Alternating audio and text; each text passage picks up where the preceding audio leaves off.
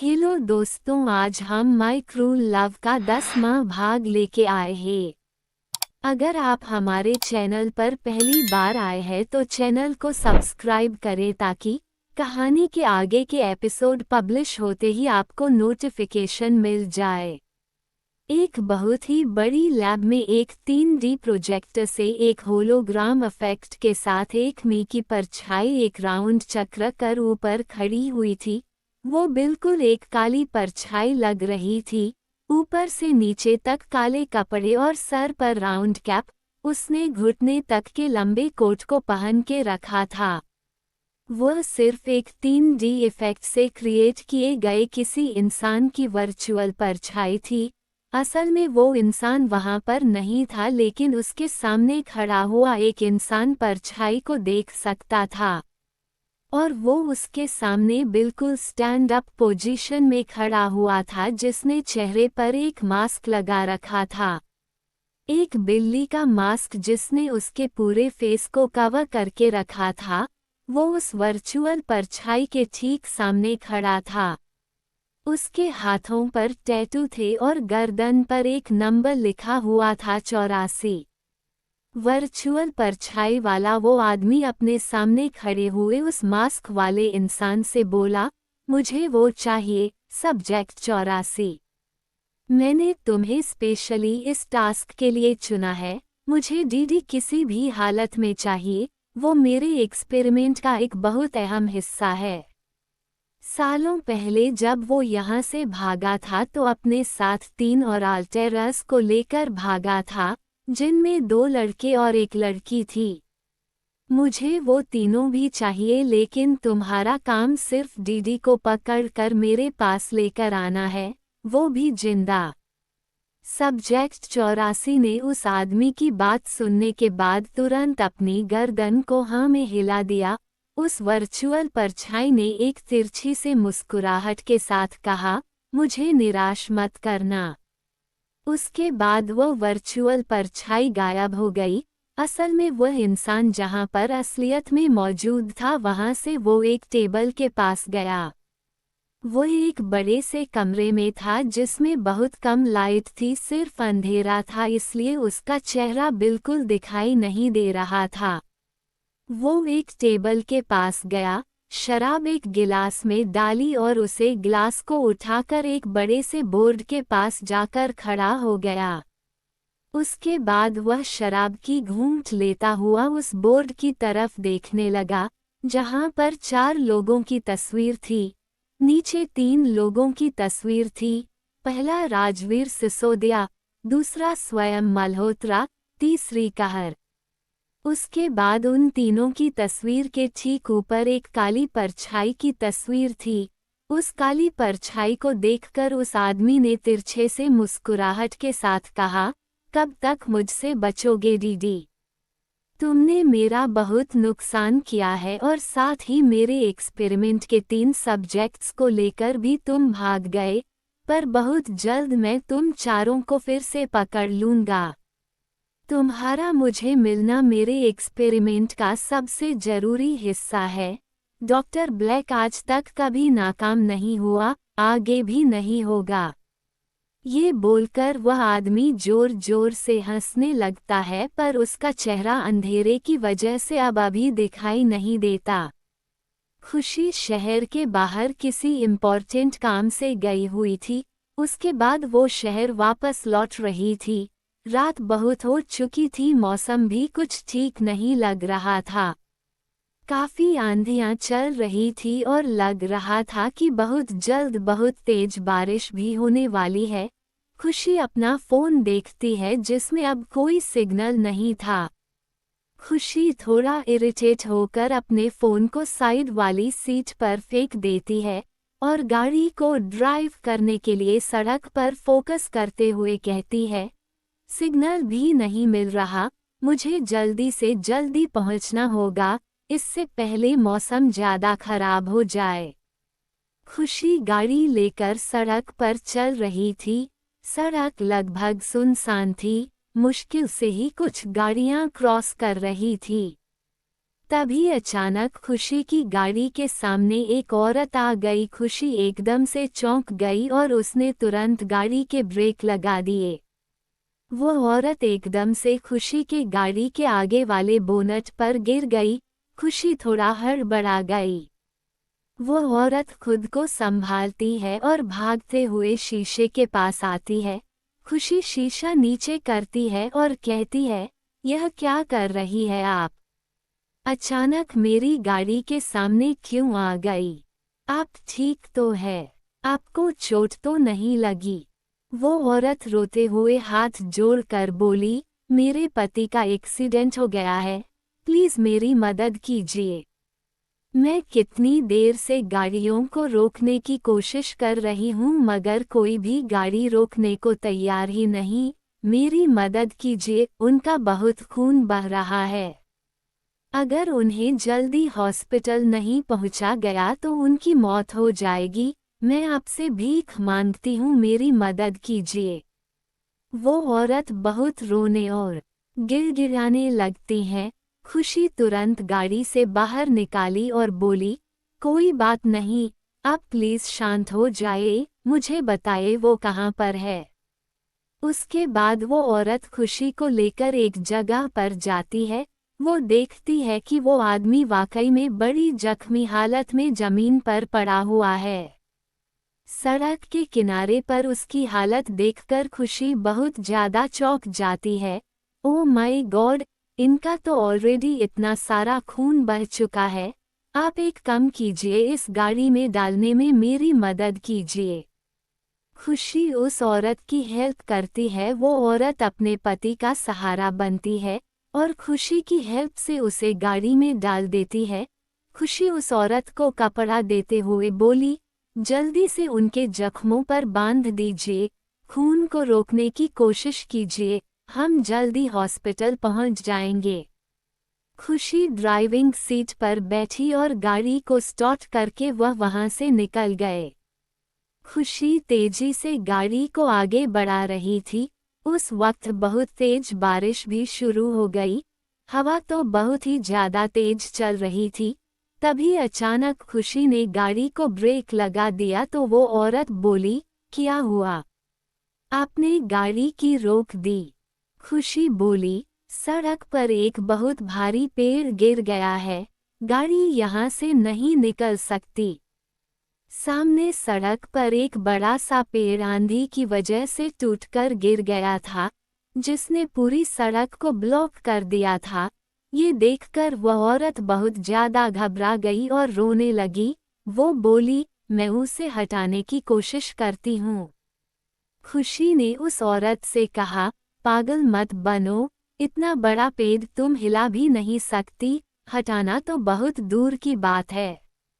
वो औरत रोते हुए बोली, तो अब हम क्या करेंगे? खुशी ने यहाँ वहाँ देखा तो जंगल के एक कच्चे रास्ते में उसकी नजर गई। उसने कहा, हमें जंगल के इस रास्ते से निकलना होगा। वो औरत उसे तो सिर्फ अपने पति को बचाना था, इसलिए उसने चुपचाप खुशी की बात को मान लिया।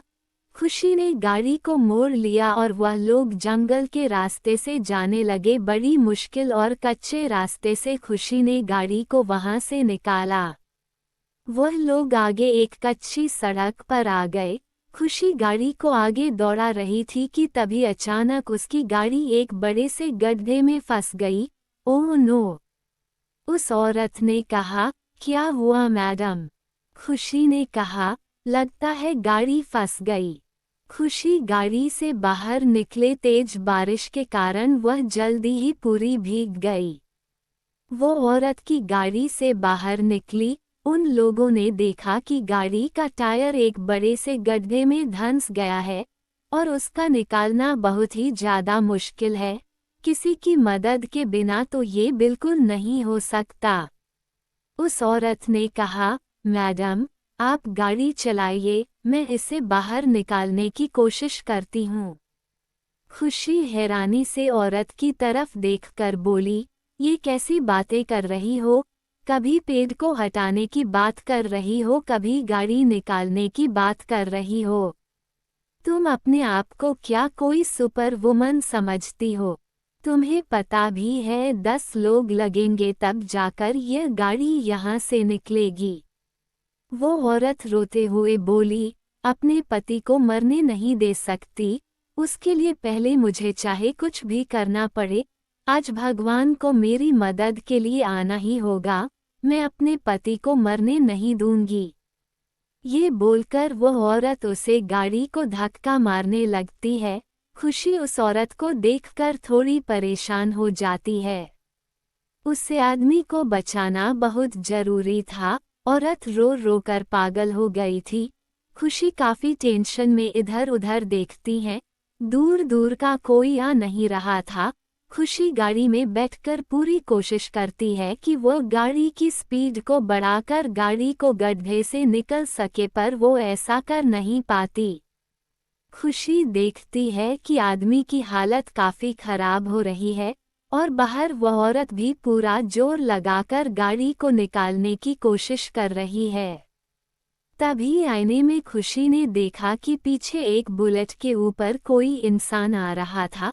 खुशी तुरंत गाड़ी से बाहर निकली और सड़क के बीच में जाकर उस इंसान के बुलेट के सामने आकर खड़ी हो गई।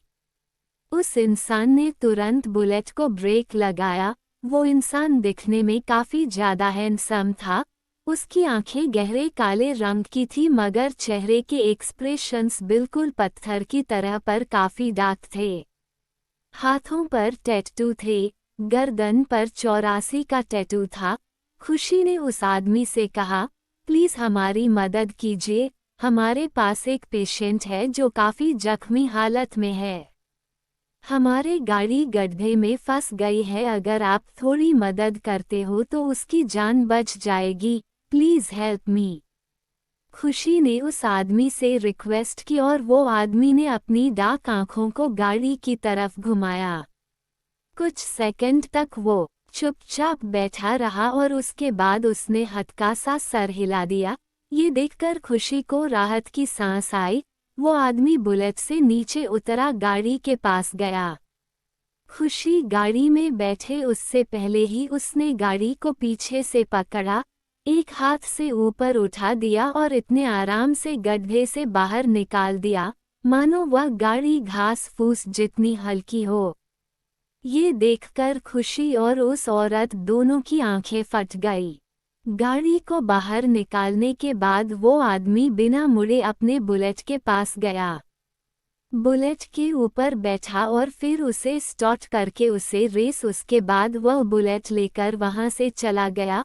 उसने एक बार भी उनकी तरफ नहीं देखा। खुशी हैरानी से आदमी को जाता हुआ देखती रही। वो औरत खुशी के पास आकर जाते हुए उस बुलेट वाले आदमी को देखकर बोली, मैडम, मैंने कहा था ना, खुद बजरंगबली ने हमारी मदद की हो। खुशी अब भी हैरान होकर उस जाते हुए बुलेट वाले आदमी को देख रही थी। उसके बाद वो लोग भी वहां से निकल गए। एक बड़ी सी काली गाड़ी एक बड़ी सी बिल्डिंग के बाहर आकर रुकती है। Sunrise enterprise. गाड़ी का दरवाजा खुलता है और अपने महंगे काले जूते पहने हुए एक पैर बाहर निकलता है। उसके बाद एक 6 फुट का हटा कटा आदमी बाहर निकलता है, जिसमें आंखों पर काला चश्मा पहना था और ऑफिस के सूट बूट में वो कातिलाना हैंडसम लग रहा था। वह कोई और नहीं राजवीर था और ये राजवीर का ऑफिस था। गाड़ी का दरवाजा बंद करके राजवीर अपने ऑफिस में आगे बढ़ता है। तभी तलपड़े भी वहां पर भागता हुआ आता है और उसके साथ साथ ऑफिस की तरफ आगे बढ़ने लगता है।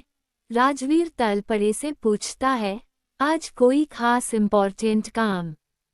तो तलपड़े जवाब देता है, जी सर, आज एक इम्पोर्टेंट मीटिंग है और उसके बाद आपको आपके कुछ इन्वेस्टर्स के साथ एक लंच पर जाना है। राजवीर ऑफिस की तरफ आगे बढ़ते हुए बोला, हम। और फिर वह चलते चलते अपनी केबिन के बाहर पहुंच जाता है। राजवीर केबिन के अंदर एंट्री करता है। केबिन बहुत ही बड़ा और आलीशान था। बड़ी बड़ी महंगी महंगी पेंटिंग्स दीवारों पर, ज्यादातर केबिन में कांच का काम मॉडर्न फर्नीचर मौजूद था। यहाँ पर सब कुछ बहुत आलीशान और लग्जरियस था। देखकर पता चल रहा था कि वह शहर की एक बहुत बड़ी कंपनी सनराइज एंटरप्राइज के सीईओ का केबिन है। राजवीर आराम से सोफे के पास आता है और बैठ जाता है। वो अपना आईपैड उठाता है और उसमें कुछ लोकेशंस को चेक करने लगता है।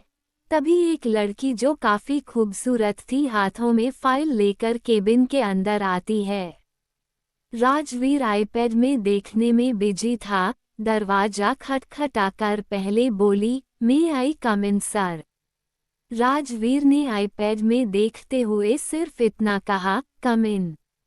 उसके बाद वो लड़की फटाफट अंदर आ गई।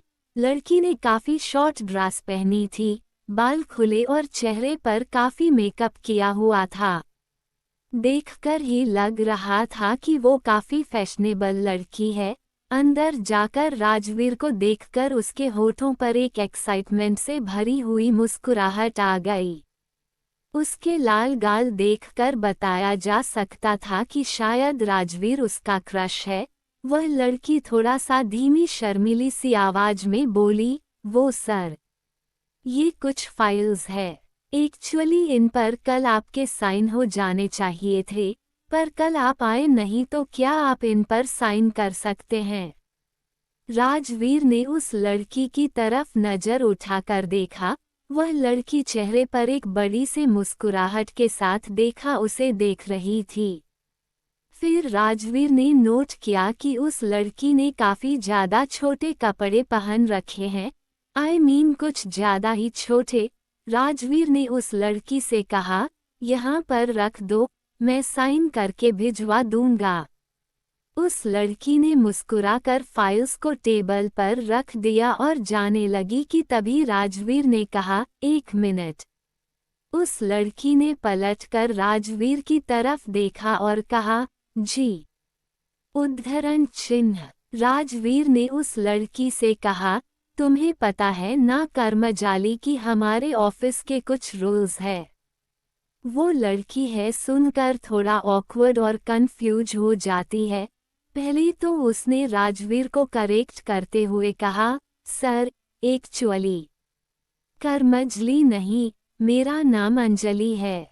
राजवीर ने इस बात को इग्नोर करते हुए कहा, तुम्हारा नाम चाहे जो भी हो, पर तुम्हें पता है ना कि हमारे ऑफिस के कुछ रूल्स है। तुम ऑफिस में प्रोफेशनल कपड़े पहनकर ही आ सकती हो। यह क्या पहना हुआ है तुमने? ऑफिस की यूनिफॉर्म क्यों नहीं पहनी? उद्धरण चिन्ह। अंजलि ने थोड़ा सा ऑकवर्ड होते हुए कहा, एक्चुअली सर, दरअसल आज मेरा बर्थडे है, बस इसलिए मैंने। I am really very sorry. उस लड़की ने थोड़ा अपॉलोजाइज करते हुए अपना सर झुकाकर बालों को कानों के पीछे किया। राजवीर को सेकंड चुप रहा और फिर कहा, ओह अच्छा, हैप्पी बर्थडे। उस लड़की ने हल्का सा मुस्कुराकर कहा, thank you very much sir, आपने विश कर दिया तो अब मेरा बर्थडे अच्छा जाएगा। राजवीर ने उस लड़की से कहा, देखो, तुम अब ऑफिस में काम करती हो, किसी स्कूल में पढ़ाई नहीं करती तो ये बर्थडे वाले दिन अलग तरह की ड्रेस पहनकर आना ऐसा कोई रूल मेरी कंपनी में नहीं है। यहाँ पर मैं खुद अपने बर्थडे पर भी ऑफिस के कपड़े पहनकर आता हूँ, समझी? तो कंपनी के रूल्स को फॉलो करो, ऑलराइट। उस लड़की ने थोड़ा शर्मिंदा होते हुए कहा, जी, मैं आगे से ख्याल रखूंगी। उसके बाद राजवीर ने कहा, अब तुम जा सकती हो। वो लड़की थोड़ा शर्मिंदा हो गई। उसने तो इतनी शॉर्ट और सेक्सी ड्रेस पहनी थी, इस उम्मीद में कि शायद उसका बॉस नजर उठाकर उसे देख ले। थोड़ा तो देख ले कि कितनी खूबसूरत लड़की उसके ऑफिस में काम करती है और उसे अपने हैंडसम बॉस, सिंगल बॉस को पटाने का मौका मिल जाए। खैर यह सपना तो इस ऑफिस की हर लड़की देखती है, लेकिन राजवीर कितना सख्त लौंडा है, सबको पता है। वो लड़की फिर वहां से चली गई। राजवीर आराम से रिलैक्स होकर सोफे पर बैठ गया। उसके बाद वह कुछ सोचता रहा। थोड़ी देर में तलपड़े वहां पर पहुंचा। राजवीर को गहरे ख्यालों में खोया हुआ देखकर तलपड़े ने कहा, क्या हुआ सर? आप कहाँ खोए हुए हो? राजवीर तलपड़े की तरफ देखकर बोला, मुझे एक बात बताओ खेबड़े, अगर मैं कल ऑफिस नहीं आया तो पूरा दिन मैं था कहाँ पर और कर क्या रहा था? क्या मैंने पूरे दिन में तुम्हारे पास कोई कॉल की, या फिर तुमने की हो या मैं कुछ बताया हो? तलपड़े ने अपने चश्मे को थोड़ा ठीक करते हुए कहा, सर, पहली बात मेरा नाम खेबड़े नहीं तलपड़े है, और हाँ कल मैंने आपके पास कॉल किया था और जैसा कि आप सोच रहे हैं वह बिल्कुल सही है। कल आपकी बॉडी आपकी नहीं थी। ये बोलते ही सबसे पहले तलपड़े ने दरवाजे की तरफ देखा कि कहीं कोई है तो नहीं। दरवाजे पर वहां कोई नहीं था तो वह थोड़ा पास आकर थोड़ा धीमी आवाज में बोला, आपकी बॉडी पर आरजे का कब्जा था, वह भी पूरा दिन। मैंने कॉल किया था, उसने उठा लिया था, तभी मुझे पता चला, लेकिन उसने मुझे कुछ भी नहीं बताया कि वह कहाँ पर है, क्या कर रहा है। उसने बस फोन करके मुझे इतना कहा कि वो आपके लिए एक सरप्राइज अरेंज कर रहा है, और उसके चले जाने के बाद वो सरप्राइज आपको आपके मोबाइल फोन में मिलेगा। ये सुनकर राजवीर की आंखें थोड़ी बड़ी हो गई और फिर अगले ही पल उसकी आईब्रो सिकुड़ गई और वो बोला, क्या कहा? सरप्राइज मोबाइल फोन में? तलपड़े ने कहा, जी सर, उन्होंने ऐसा ही बोला था। अब बाकी क्या सरप्राइज है ये तो मुझे नहीं पता। मुझे लगा अब तक तो आपने अपना फोन चेक कर लिया होगा, अभी तक देखा नहीं है क्या? तलपड़े की बात सुनकर अचानक राजवीर को एक अजीब सी घबराहट होने लगती है। सरप्राइज, वह भी उसका प्लान किया हुआ। कुछ अच्छा तो हो नहीं सकता, कुछ भयानक ही होगा। राजवीर ने खुद को थोड़ा संभाला, पानी का गिलास उठा कर पिया और फिर कहा, ठीक है, तुम अब जाओ यहाँ से। तलपड़ी उसके बाद चुपचाप वहाँ से चला जाता है। उसके जाने के बाद अर्ज फिर अपने फोन की तरफ देखा है, उसकी हिम्मत तो नहीं हो रही थी, अजीब सी घबराहट हो रही थी। लेकिन उसने हिम्मत करके फोन उठाया और उसमें चेक करने लगा। जल्दी ही उसे एक वीडियो मिली जिसे जब उसने प्ले करके देखा तो उसकी आंखें फट गई। उस वीडियो में कुछ लोगों की लाशें को दिखाया गया था। खून से सने हुए तड़पते हुए लोग चिल्ला रहे थे, कुछ जिंदा तड़प रहे थे। आरजे अपने हाथ में पकड़ी हुई बंदूक से जिसकी तरफ भी कैमरा करता उसी की खोपड़ी को गोली से उड़ा देता। राजवीर के हाथ कांपने लगे, उसके माथे पर पसीना आने लगा। उन सब लोगों को मारकर आरजे कैमरे को अपनी तरफ करके बोला, कैसा लगा तुम्हें मेरा सरप्राइज? उम्मीद है काफी पसंद आया होगा। ये सब देखकर तुम्हें इतना तो एहसास हो गया होगा ना कि तुम्हारा जीना बेकार है, तुम किसी काम के नहीं हो। इस शरीर पर मेरा ही हक होना चाहिए था। तुम एक कमजोर और बुज़दिल इंसान हो। उम्मीद है मेरा सरप्राइज तुम्हें बहुत पसंद आया होगा। राजवीर के हाथ से फोन छूट गया, उसके हाथ कांप रहे थे, सांसें तेज हो गई और माथे पर पसीना आ गया। खून देखकर उसका दिमाग घूम गया। फिर उसे कुछ बहुत भयानक अपनी आंखों के सामने दिखाई देने लगा। किसी के चीखने चिल्लाने की आवाज, ढेर सारा खून, बच्चों की किलकारियां, न जाने क्या क्या। राजवीर ने बड़ी मुश्किल से अपने आप को संभाला, तेज तेज सांस लेकर धड़कनों को नॉर्मल करने की कोशिश की।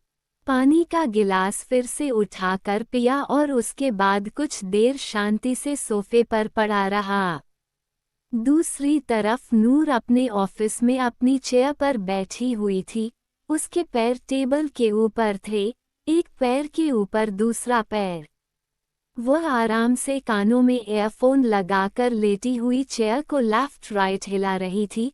आंखों को बंद करके होठों पर एक प्यार से मुस्कुराहट थी, जैसे किसी का ख्याल उसके दिमाग में घूम रहा हो। तभी अचानक उसका फोन बजता है और वो अपना फोन देखती है तो खुशी का फोन आ रहा था। वो तुरंत पैर नीचे करके सीधी होकर बैठ जाती है और कॉल उठाकर कहती है, जी दी। तभी दूसरी तरफ से खुशी की आवाज आई, नूर, मेरे केबिन में आओ अभी। नूर खुशी के केबिन के बाहर पहुंचकर केबिन के दरवाजे को खटखटाती है, तो अंदर से उसे एक आवाज सुनाई देती है, कम इन। नूर अंदर जाती है तो देखती है कि खुशी आराम से अपने चेयर पर बैठी हुई थी। कुछ फाइल्स थी, जिन पर वह सिग्नेचर कर रही थी। नूर बिल्कुल खुशी की टेबल के सामने आकर खड़ी हो गई और बोली, आपने बुलाया? खुशी ने नजर उठाकर नूर की तरफ देखा और बोली, मुझे तुमसे कुछ जरूरी बात करनी है, बैठो यहाँ पर। खुशी के अपोजिट साइड वाली चेयर पर नूर आराम से बैठ गई। खुशी ने फाइल साइन की और फिर फाइल्स को साइड में रखा। पेन की टोपी को वापस बंद करते हुए उसने नूर से कहा, एक बहुत इम्पोर्टेंट कॉन्फ्रेंस के लिए तुम्हें ज़रा पेरिस के लिए निकलना होगा, 2 दिन बाद। वैसे तो ये कॉन्फ्रेंस अथर्व को अटेंड करनी थी, लेकिन यहाँ पर उसका कुछ जरूरी काम होने की वजह से वह नहीं जा सकता, इसलिए इसे तुम्हें अटेंड करना पड़ेगा। खुशी की बात सुनकर नूर की आंखें सिकुड़ गईं। उसने कहा, क्या मुझे कॉन्फ्रेंस अटेंड करने के लिए पेरिस जाना पड़ेगा? कितने दिन के लिए? और यह अचानक कैसे? खुशी ने नूर से कहा, ज्यादा नहीं, 4-5 दिन के लिए। और जाना पड़ेगा, क्योंकि यह बहुत जरूरी है। वहाँ तुम्हें काफी कुछ नया सीखने को मिलेगा। ये कॉन्फ्रेंस बहुत से बड़े बड़े बिजनेसमैन अटेंड करने वाले हैं। नूर ने सड़ा हुआ मुंह बनाते हुए कहा, लेकिन दी, इस वक्त मेरा कहीं भी जाने का कोई मूड नहीं है। I mean, मुझे नहीं जाना, आप अथर्व भाई को भेज दीजिए ना।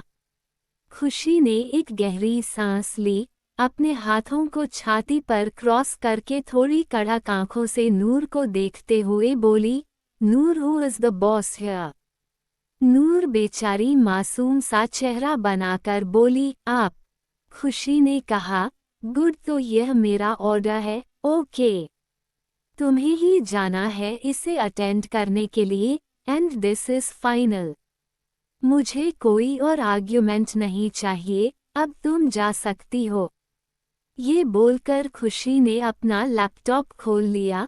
नूर कुछ बोलने की कोशिश करना चाहती थी, पर खुशी ने इतना कहा, जाते वक्त दरवाजा बंद कर देना। उसके शब्द नूर के गले में ही अटक कर रह गए। वह बेचारा सा मुंह बनाकर खड़ी हुई और फिर केबिन से चली गई। खुशी ने दरवाजे की तरफ देखा। नूर ने थोड़ा सा जोर लगाकर दरवाजे को बंद किया, जैसे अपना गुस्सा दिखा रही हो। फिर एक गहरी सांस लेकर खुशी फिर से लैपटॉप में अपना काम करने में लग गई। अथर्व अपनी गाड़ी में कहीं जा रहा था। वह फोन पर बात कर रहा था और कानों में ब्लूटूथ लगाए हुए था। उसका फोन बगल वाली सीट पर था और उसकी नज़रें सामने वाले रोड पर थीं। वह खुद गाड़ी ड्राइव कर रहा था। जी मिस्टर मेहता, आप चिंता मत कीजिए, इस मामले में हम मिलकर डिस्कस करते हैं। एक छोटी सी मीटिंग रखते हैं इस टॉपिक के लिए, ऑलराइट? ठीक है, ओके। अथर्व ने कॉल कट किया, पर तभी अचानक उसकी गाड़ी एकदम से बंद हो गई। अथर्व को थोड़ा अजीब लगा। यह अचानक गाड़ी को क्या हो गया? अथर्व ने गाड़ी स्टार्ट करने की कोशिश की, पर गाड़ी स्टार्ट ही नहीं हुई। उसने गहरी सांस ली और आसपास देखा। थोड़ी देर में उसकी गाड़ी एक गैराज के अंदर पहुंची। अथर्व बड़ी मुश्किल से गाड़ी को चलाते हुए गैराज के अंदर तक लेकर आया। वह गाड़ी से बाहर निकला। गैराज का मालिक, जो वहां पर अपने वर्कर्स को इंस्ट्रक्शंस दे रहा था और काम की देखभाल कर रहा था, इतनी बड़ी गाड़ी को वहां पर देखकर तुरंत उसकी आंखें चमक उठीं। वह गाड़ी के सामने आकर खड़ा हो गया। काले चश्मे पहने हुए, सूट बूट में एक हैंडसम सा लड़का यानी कि अपना अथर्व गाड़ी से बाहर निकला। गैराज का मालिक समझ गया था कि मोटी मुर्गी हाथ लगी है। वह वहां पर आकर बोला, गुड मॉर्निंग सर, कहिए मैं आपकी क्या मदद कर सकता हूँ। अथर्व ने उस आदमी से कहा, मेरी गाड़ी में थोड़ी प्रॉब्लम हो गई है, चलते चलते अचानक रुक गई। आप प्लीज चेक करके बताइए कि क्या प्रॉब्लम है। उसे ठीक कीजिए और थोड़ा जल्दी कीजिए क्योंकि मुझे बहुत इम्पोर्टेंट काम के लिए निकलना है। उस आदमी ने तुरंत कहा, चिंता मत कीजिए सर, हमारे गैराज में सबसे बेस्ट मैकेनिक होते हैं, आपकी गाड़ी को बहुत अच्छे से ठीक कर देंगे, मैं अभी लेकर आता हूँ। अथर्व ने हल्का सिर हिलाया और उसके बाद वह आदमी वहां से चला गया। कुछ सेकंड तक अथर्व वहीं पर खड़ा रहा। उसके बाद अथर्व का कॉल आ गया तो वह अपना फोन उठाकर थोड़ा साइड में जाकर बात करने लगा। इस वक्त गैराज का मालिक अपने साथ एक वर्कर को लेकर आया और उसे थोड़ा समझाया। उसके बाद कर्मी ने भी तुरंत गाड़ी के आगे के हिस्से को खोलकर अपना काम शुरू कर दिया। वर्कर ने सर पर टोपी पहन रखी थी और वहां पर काम करने वाले बाकी वर्करों जैसे कपड़े पहन रखे थे। कॉल कट करके अथर्व वापस वहां पर आया और उसने देखा कि एक मैकेनिक उसकी गाड़ी का बोनट खोलकर वहां पर अपना काम कर रहा है। तो अथर्व चुपचाप वहां पर खड़ा हो गया। उसने घड़ी में टाइम देखा और गहरी सांस ली। उसके बाद अथर्व आगे जाकर वर्कर से बोला, एक्सक्यूज मी, जरा जल्दी करेंगे प्लीज, मुझे बहुत ज़रूरी काम के लिए निकलना है।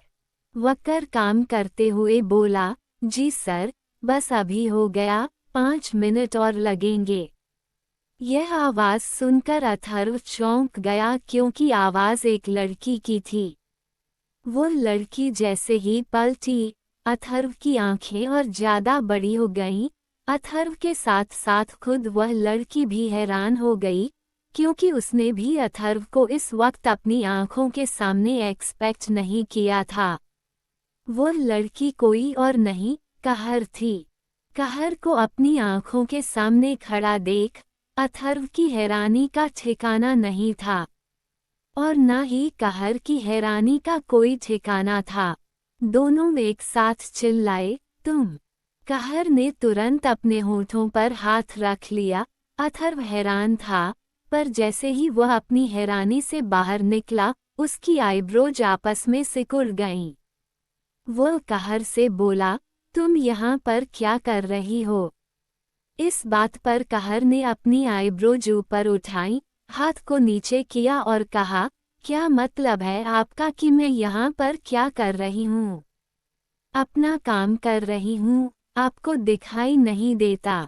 कहर थोड़ा ऑफ मूड होकर पलटी और फिर से गाड़ी में अपना काम करने लगी। अथर्व कुछ सेकंड तक कंफ्यूज हो गया कि उसे क्या बोलना चाहिए। उसने कहा, तुम यहाँ पर भी काम करती हो? कहर ने जवाब दिया, जी बिल्कुल। अथर्व ने कहा, तुम्हें ये सब काम भी आता है, पर तुम तो होटल में काम करती थी, है ना?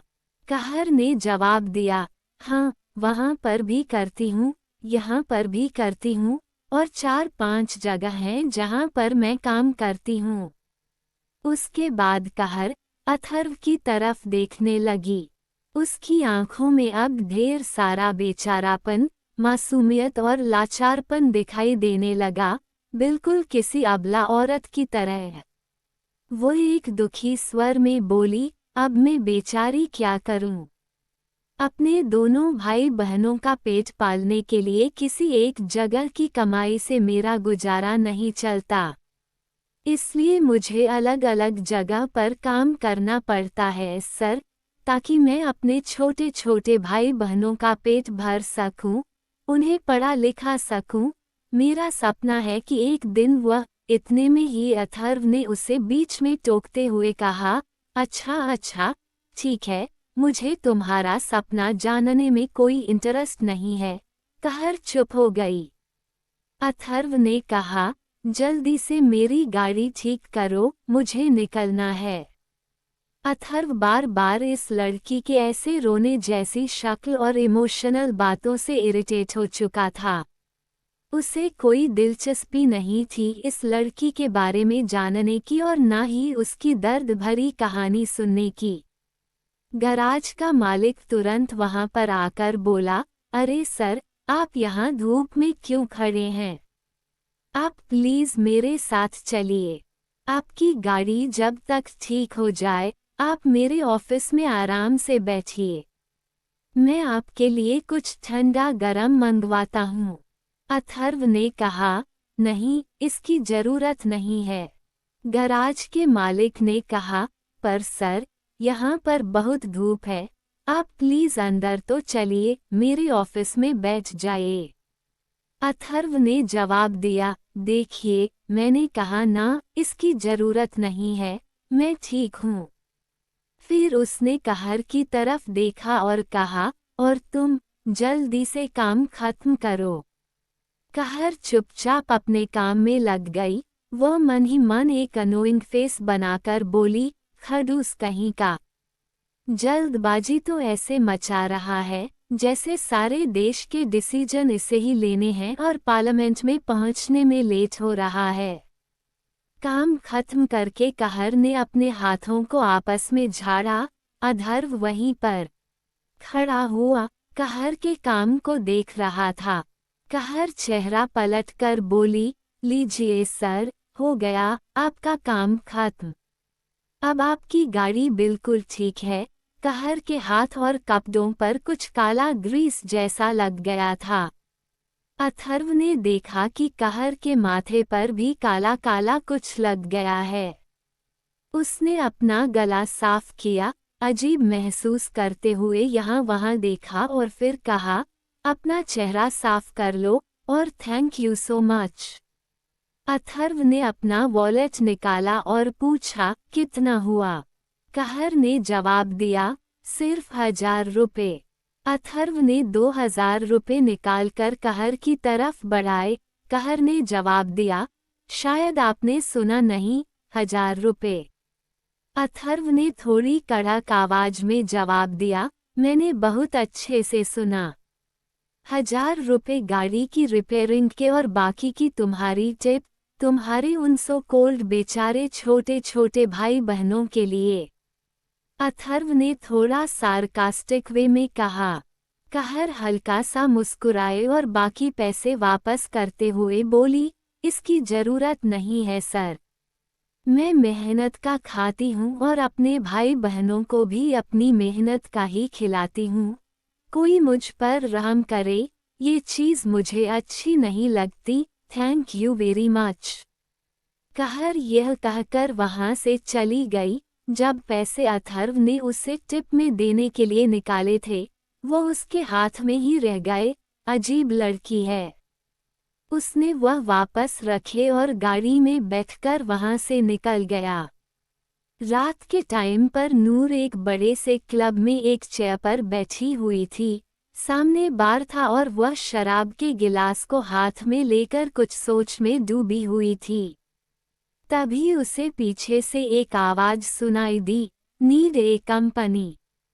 नूर ने जब पलट कर देखा तो वह हैरान रह गई क्योंकि उसके पीछे जो खड़ा था वो उसकी कल्पना से भी बाहर था, क्योंकि वह था आरजे। आरजे को वहां देखकर नूर की हैरानी का ठिकाना नहीं रहा। वह तुरंत खड़ी हो गई और बोली, तुम यहाँ पर? एकदम से उसे देखकर उसका दिल जोर जोर से धड़कने लगा।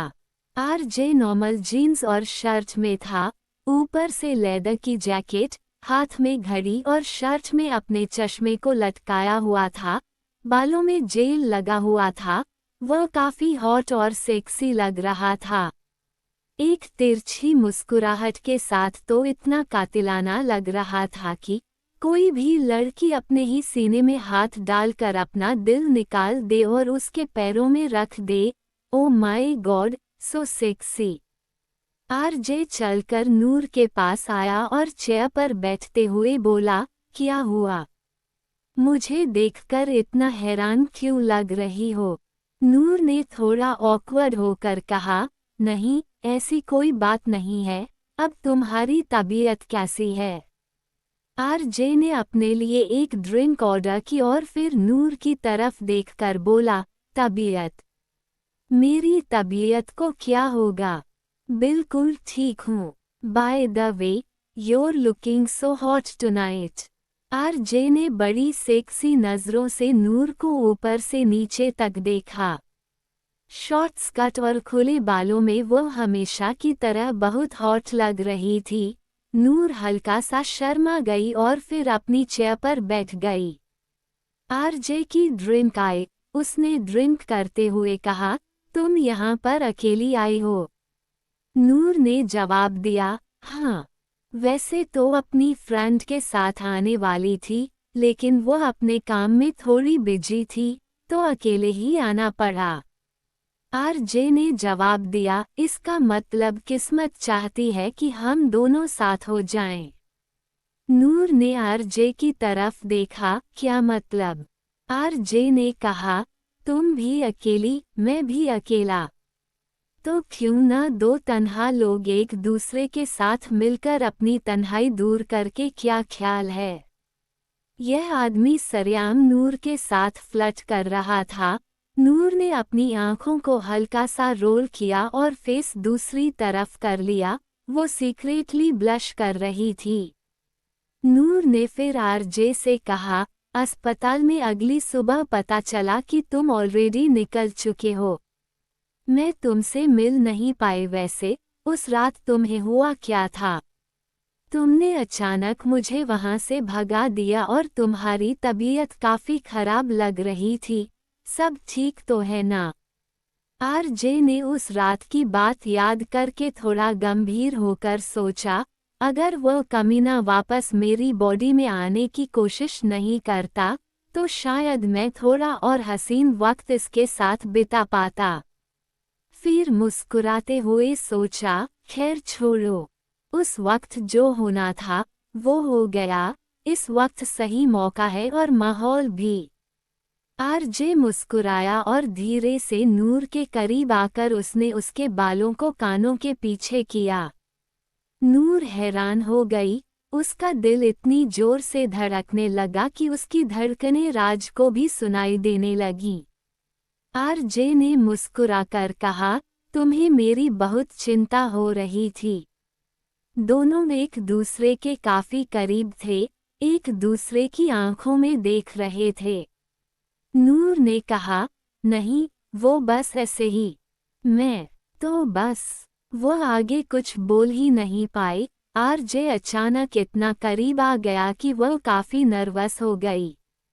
आरजे ने पीछे हटते हुए कहा, कुछ खास नहीं, उस वक्त बस मेरे सर में थोड़ा दर्द हो गया था, अब बिल्कुल ठीक हूँ।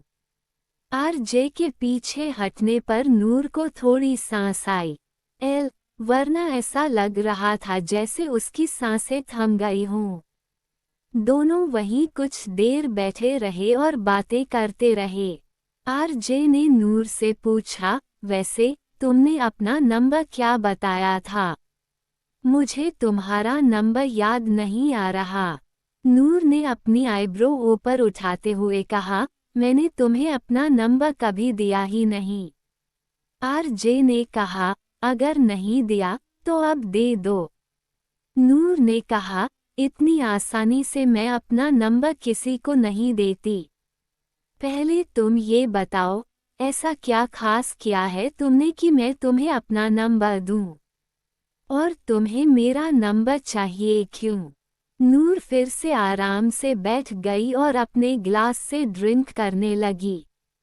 तभी एक खूबसूरत सी लड़की आरजे के पास आई। उसने सेडेक्टिवली आरजे के कंधे पर हाथ फेरते हुए कहा, hello handsome, would you like to join me for a drink. अचानक एक हॉट और खूबसूरत लड़की आरजे के करीब आ गई। ये देखकर नूर की आईब्रो सिकुड़ गई। आरजे ने नूर के एक्सप्रेशंस का बदलाव तुरंत नोट कर लिया। वह मुस्कुराया और लड़की के बालों से खेलते हुए बोला, आई वुड लव टू, मगर तुम किसी और दिन आई होती तो शायद, मगर अभी नहीं। I have my girl, I am not single, baby. ये कहकर आरजे पलट गया। लड़की के चेहरे पर डिसअपॉइंटमेंट के भाव थे। वो वापस चली गई। नूर आरजे की तरफ देखकर बोली, तुम सिंगल नहीं हो, लेकिन तुम्हारी प्रोफाइल पर तो। इतना बोलते ही वह एकदम से चुप हो गई। आरजे ने अपनी आईब्रो उठाए और नूर की तरफ देखते हुए कहा, मेरी प्रोफाइल। तो तुमने मुझे स्टॉक करना भी चालू कर दिया, हाँ। नूर ने तुरंत ही ऑकवर्ड होकर कहा, नहीं, ऐसी कोई बात नहीं है। तुम शहर के इतने बड़े बिजनेसमैन हो, तुम्हारे बारे में तो काफी कुछ इंटरनेट पर आराम से मिल जाता है। सबको पता है, इसमें कौन सी बड़ी बात है। मैं बस कहीं से सुना था कि तुम I mean, पर कोई नहीं। वैसे भी आज के टाइम पर कौन सिंगल रहता है। अर्ज ने कहा, पर मैं हूँ। उद्धरण चिन्ह। नूर ने हैरानी और कंफ्यूजन में आरजे की तरफ देखा और बोली, पर अभी अभी तुमने उस लड़की को कहा कि तुम सिंगल नहीं हो। You have your girl, RJ ने कहा। True, I have. नूर ने बस इतना पूछा, हु इज शी। आरजे मुस्कुराया, अपनी चेयर को नूर की तरफ किया और उसकी चेयर को खींचते हुए अपने करीब लाया। अब आरजे की चेयर नूर की चेयर के बिल्कुल करीब थी और आरजे नूर के चेहरे के करीब। आरजे नूर के और करीब आया। नूर के दिल की धड़कन बढ़ गई क्योंकि आरजे काफी नजदीक आ गया था। होठों पर एक सेक्सी सी मुस्कुराहट के साथ आरजे ने नूर से कहा, it's you. I was talking about you, sweetheart. Noor की आंखें बड़ी हो गईं और उसकी धड़कनें और ज्यादा तेज हो गईं। नूर ने कहा, क्या? मेरे बारे में? आरजे ने कहा, क्यों नहीं बोलना चाहिए था। नूर ने अपने निचले होंठ को दांतों के नीचे दबाकर अपना सिर नीचे झुका लिया। उसे समझ नहीं आया कि वह क्या बोले। ऊपर से वो काफी नर्वस भी महसूस कर रही थी। आरजे कुर्सी से खड़ा हुआ और नूर की तरफ हाथ बढ़ाकर बोला, क्या मैं दुनिया की सबसे खूबसूरत और सेक्सी लड़की के साथ एक डांस कर सकता हूँ? नूर ने आरजे को देखा और फिर उसके हाथ को। फिर एक कॉन्फिडेंस वाली मुस्कुराहट के साथ उसने अपना हाथ उसके हाथ में रखते हुए कहा, why not, mister handsome. It would be my pleasure. RJ ने भी मुस्कुरा दिया। उसके बाद दोनों खड़े हुए और आगे बढ़े। वहाँ लोग तेज म्यूजिक और डिम लाइट्स के बीच डांस कर रहे थे। बहुत सारे कपल्स एक दूसरे की बाहों में खोए हुए थे, शराब के नशे में झूम रहे थे। नूर और आरजे ने भी वहां जाकर डांस करना शुरू कर दिया। आरजे ने नूर को अपनी बाहों में खींचा और दोनों एक दूसरे के बहुत करीब आ गए। हल्के हल्के झूमते हुए नूर आरजे से बोली, तो क्लब्स में तुम्हारा आना जाना लगा रहता है ना? आरजे ने मुस्कुराकर कहा, अपनी तन्हाइयों के लिए किसी साथी को ढूंढने निकलता था, पर अब लगता है तलाश खत्म हुई। ये बोलकर आरजे नूर के और करीब आया, बहुत ज्यादा करीब। उसने अपने होंठ नूर की गर्दन के पास ले जाकर हल्के से किस किया। नूर की धड़कनें उछल पड़ी। उसने अपने निचले होंठ को दांतों के नीचे दबा लिया और एक लंबी सांस अंदर ही रोक ली। दोनों की आंखें एक दूसरे से मिल गईं। नूर ने आरजे की आंखों में देखा, जो उसे ऐसे देख रहा था जैसे उसकी नजरों से ही उसे इम्प्रेस कर रहा हो। आरजे ने नूर के करीब आकर कहा, नूर, यू आर माइन। आन्या एक फ्लावर शॉप में एंट्री करती है। दरअसल वो फ्लावर शॉप उसी की थी। उसने डिसाइड किया था कि वो फ्लावर्स भी बेचेगी और वहां पर अपनी पेंटिंग्स बनाकर उनको भी वहां रखेगी, ताकि लोगों की नज़र उसकी पेंटिंग्स पर पड़ सके। वो ये नहीं जानती थी कि आगे क्या होने वाला है और ये सब कितना चलने वाला है, लेकिन वो ये करना चाहती थी। इसमें डीडी ने भी कोई एतराज नहीं दिखाया। आन्या ने पिछले कुछ दिनों में, जब से उसने डीडी से शादी की है, तब से महसूस किया है कि वो इंसान उसे लेकर काफ़ी पजेसिव होने के साथ साथ मैच्योर और समझदार भी है। उसे बहुत फिक्र है आन्या की, उसकी सेफ्टी और खुशी की। यहाँ तक कि उसने आन्या को इतना तक बोल दिया था कि तुम पूरी आज़ादी से अपनी जिंदगी जी सकती हो, जो चाहे कर सकती हो, और इसके लिए तुम्हें मुझसे कभी इजाज़त लेने की ज़रूरत नहीं है। चंचल ने पूरी शॉप को अच्छे से क्लीन करवा दिया था और बहुत सारी वैराइटीज़ के ताज़े फूल भी शॉप पर मंगवा दिए थे।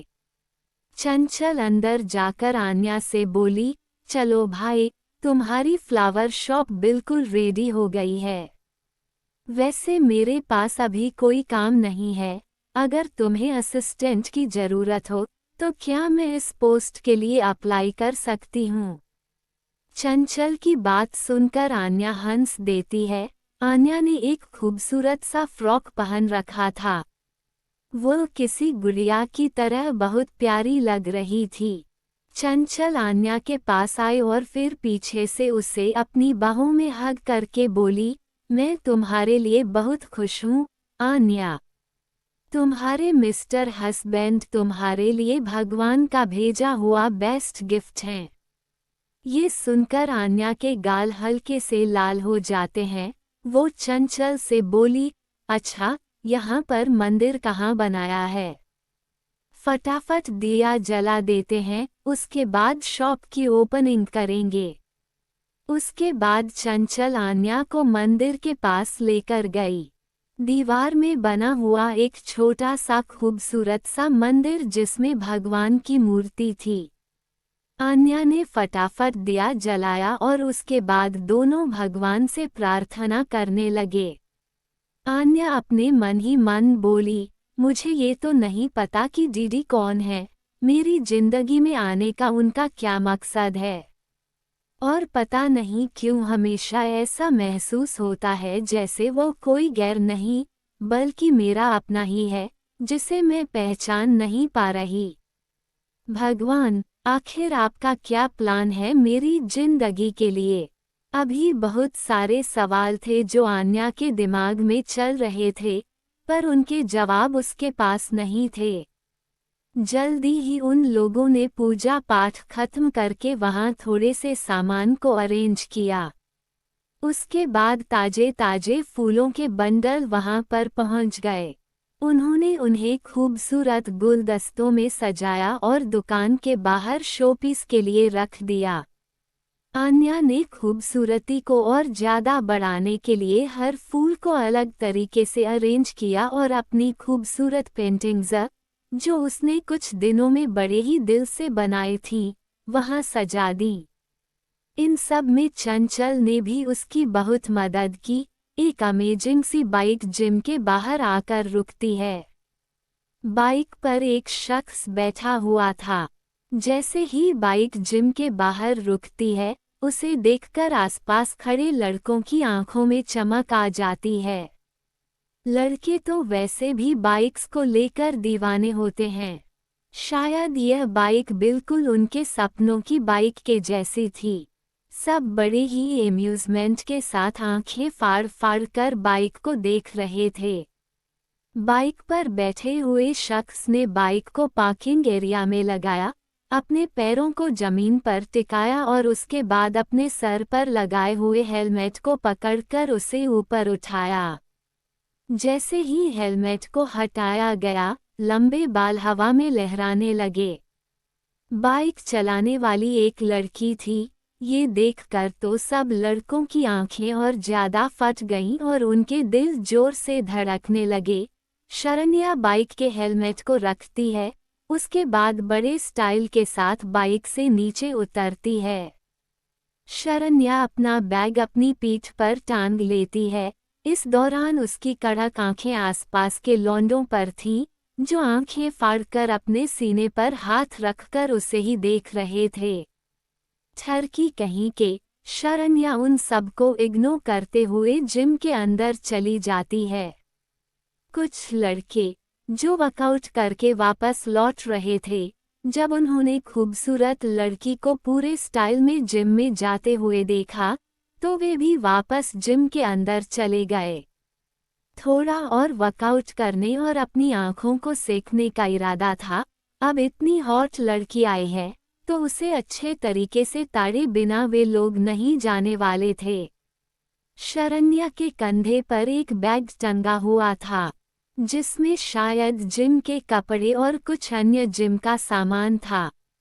जिम के अंदर एंट्री करते ही शरण्या मेंबरशिप लेती है और सबसे पहले बाथरूम में चली जाती है। थोड़ी देर बाद शरण्या बाथरूम से बाहर आती है। बाल ऊपर पोनीटेल में बंधे हुए थे, चेहरे पर बेशुमार कोल्डनेस, कड़क आंखें, कलाई पर बंधा हुआ बैंड, पैरों में स्पोर्ट्स शूज और बॉडी हगिंग टाइट्स के साथ स्पोर्ट्स ब्रा। ये कहना गलत नहीं होगा कि वह इतनी हॉट और सेक्सी लग रही थी कि वहां वर्कआउट कर रहे लड़कों की हार्टबीट तेज हो गई थी। मगर वे नहीं जानते थे कि यह लड़की कोई मामूली लड़की नहीं, बल्कि एक लेडी दबंग है। अपने ऊपर पड़ रही ठरकी लड़कों की नज़र को पूरी तरह इग्नोर करते हुए शरण्या ट्रेडमिल के पास जाकर उस पर दौड़ने लगती है। कुछ लड़कियां भी उसे देख रही थीं और जल भी रही थी कि कैसे इस लड़की ने यहाँ आते ही सारे लड़कों की नज़रें अपने ऊपर कर ली। उन लड़कियों का जलना भी ठीक ही था। शरण्या का फिगर काबिल तारीफ था, पतली कमर, नाजुक बॉडी, परफेक्ट शेप, गर्दन सुराही की तरह लंबी, दूध जैसा सफ़ेद रंग। ओ माय गॉड! इस लड़की को देखकर कोई अंदाज़ा नहीं लगा सकता था कि उसका प्रोफेशन क्या है, या वह कितनी कठोर और खतरनाक हो सकती है। तभी एक लड़का शरण्या पर लाइन मारने के इरादे से उसके पास वाले ट्रेडमिल पर आकर दौड़ने लगा। वो लड़का शरण्या की तरफ देखकर बोला, हाय ब्यूटीफुल। शरण्या ने तीखी नज़र से उसकी तरफ देखा। लड़के ने ट्रेडमिल पर नॉर्मल स्पीड में दौड़ते हुए कहा, वैसे तुम्हारे अमेजिंग फिगर को देखकर अंदाजा लगाना मुश्किल नहीं है कि तुम फिटनेस फ्रीक हो। जिम का काफी शौक लगता है तुम्हें। शरण्या ने कोई प्रतिक्रिया नहीं दी। लड़का फिर बोला, वैसे मुझे भी जिम का बहुत शौक है। जब तक 3-4 घंटे पसीना न बहा लूं मजा नहीं आता। बाय द वे, तुम्हारा नाम क्या है? शरण्या ने अब भी कुछ नहीं कहा। लड़के ने फिर कहा, कोई बात नहीं, इतनी खूबसूरत लड़की हो तो थोड़ा एटीट्यूड तो बनता है। बाय द वे, मेरा नाम है शैलेश। क्या तुम मेरे साथ जिम के बाद कॉफ़ी पर चलोगी? पास में मेरे डैड का रेस्टोरेंट है। बैठकर कुछ रोमांटिक बातें भी हो जाएंगी, क्या ख्याल है स्वीट हार्ट? शरण्या ने ट्रेडमिल की स्पीड धीरे धीरे कम की, दौड़ना बंद किया और ट्रेडमिल से नीचे उतर गई। चेहरे पर एक मुस्कान थी। धीरे धीरे चलकर वह शैलेश के पास गई। ट्रेडमिल के ऊपर वाले हैंडल पर अपनी कलाई रखी और बोली, क्या बात है? बॉडी तो तुम्हारी भी काफी अच्छी है। मेरे साथ कॉफ़ी पर जाना चाहते हो ना? लेकिन थोड़ा मुश्किल है। मेरे साथ कॉफ़ी पर जाने के लिए तुम्हें ये साबित करना होगा कि तुम कितने फिटनेस फ्रीक और फास्ट हो। शैलेश ने सेक्सी मुस्कुराहट के साथ कहा, फास्ट तो मैं बहुत हूँ मेरी जान, चाहे तो आजमा कर देख लो।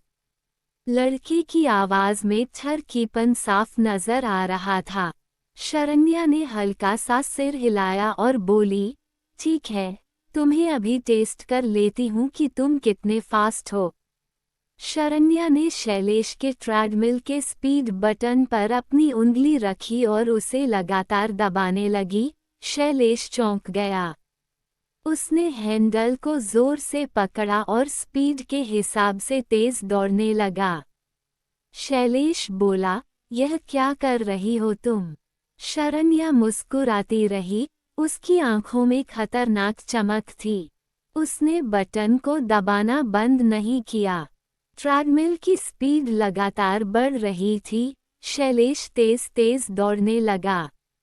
माथे पर पसीना छलक आया। शरण्या के चेहरे की मुस्कान गायब हो गई और खतरनाक एक्सप्रेशन ने उसकी जगह ले ली। शैलेश की दौड़ने की क्षमता अपने चरम पर पहुंच चुकी थी। अचानक शैलेश का बैलेंस बिगड़ गया और वह धड़ाम से ट्रेडमिल से नीचे गिर पड़ा। अब आगे कहानी में क्या होगा ये जानने के लिए बने रहे मेरे साथ। कहानी पसंद आई हो तो वीडियो को लाइक, शेयर और कमेंट करें। आप चाहते हैं कि मैं आगे के एपिसोड कंटिन्यू करूं तो कमेंट करें।